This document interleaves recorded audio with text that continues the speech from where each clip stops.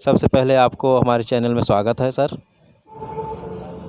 SR24 channel को इस coverage के लिए श्रामेण दीक्षा कार्यक्रम के समापन समारोह का जो कवरेज SR24 द्वारा किया जा रहा है, प्रथम दृष्टया साधुवाद। इस चैनल को बहुत बहुत साधुवाद, जिसके माध्यम से हम इस प्लेटफार्म पर विकास की सीढ़ियों को जो हम छू रहे हैं, इसके लिए अभिवादन करूंगा इस चैनल का। अगर हम इस बौद्ध विहार के विकास के इतिहास पर जाएं तो वर्ष 1976 यानी हम 45 वर्ष पूर्ण कर चुके हैं।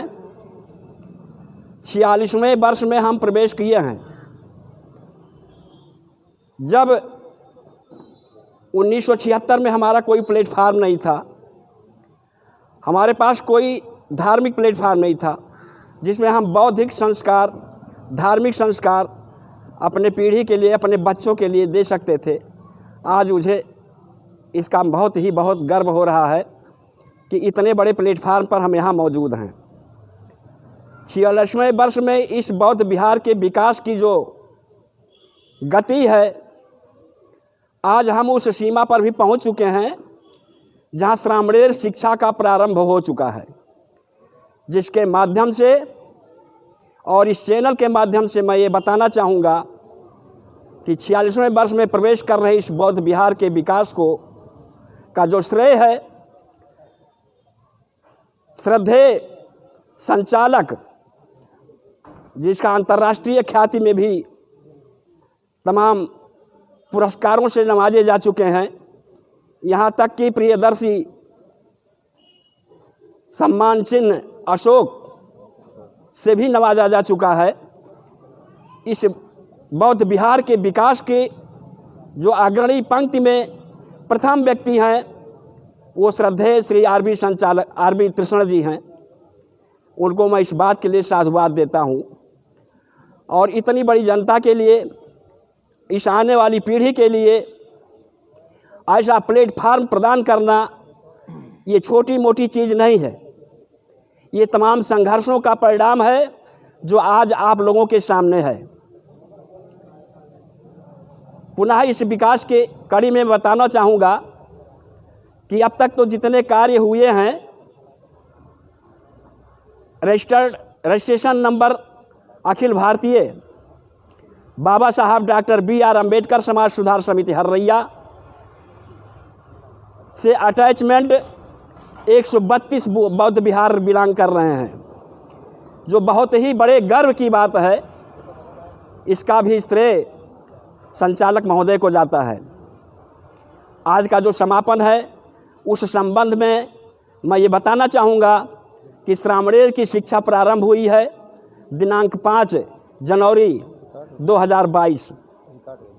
46वें वर्ष का जो ये बहुत बड़ी उपलब्धि है, भगवान बाबा साहब डॉक्टर BR अम्बेडकर की धम्म दीक्षा भूमि से नागपुर से चल करके इस कड़ाके की ठंड में यहाँ के प्रशिक्षु बौद्ध भिक्षुओं को प्रशिक्षण देने के लिए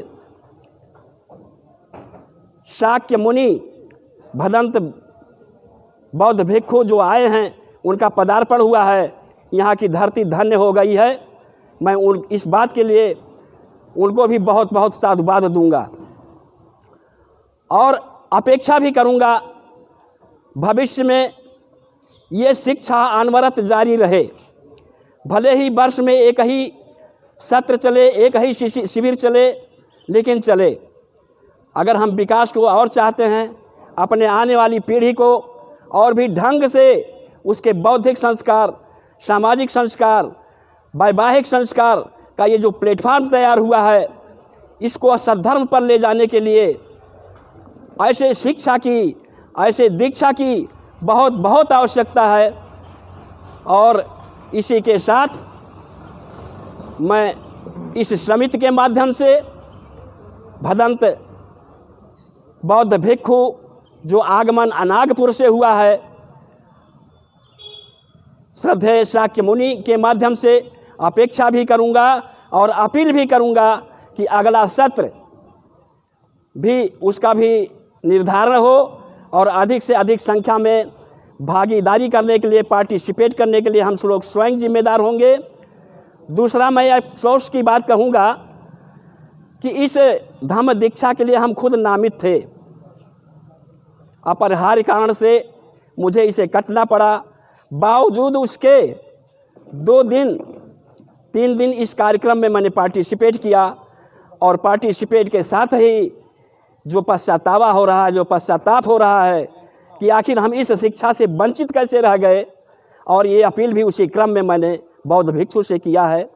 और हमें आशा और उम्मीद है कि अनवरत ये शिक्षा कार्यक्रम चलेगा और हम उसमें अधिक से अधिक संख्या में बौद्ध भिक्षु नए सिरे से जो सद्धर्म की तरफ ले जाता है, हम आने वाली पीढ़ी को साधुवाद, उसके विकास के लिए, उसके निरंतर शैक्षिक, शैक्षणिक, धार्मिक, सामाजिक, राजनैतिक क्रांति के लिए इस शिक्षा की बहुत बहुत आवश्यकता है।